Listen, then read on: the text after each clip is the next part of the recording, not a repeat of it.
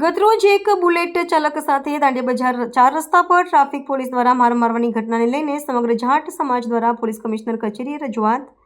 Police અત્યાચાર અંગે આવેદનપત્ર આપ્યું. જાહેર વાહન ચાલકને ટ્રાફિક પોલીસ દ્વારા માર મારવામાં આવ્યો હતો,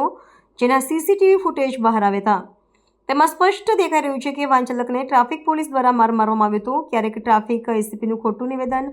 આવ્યું હતું કે અમારા ટ્રાફિક જવાન દ્વારા કોઈ માર મારવામાં આવ્યો ન હતો,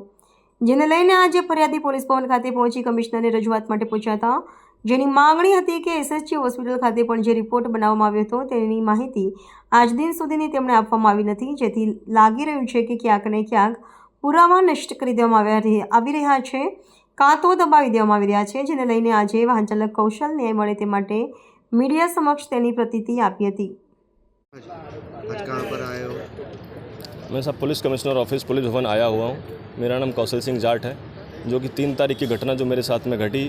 अखोटा ब्रिज के पास में, जो कि ट्रैफिक पुलिस द्वारा मुझे असॉल्ट किया गया, बस उसी के इंसाफ के लिए मैं यहाँ पर आया हूँ. मुझे उम्मीद है कि पुलिस कमिश्नर साहब इसके अंदर पूरा संज्ञान लेंगे और आगे के एक्शन के लिए जल्द से जल्द कार्रवाई करेंगे. एसीपी डीएम व्यास जो कि इसके अंदर मेन आरोपी हैं और उनकी जो भी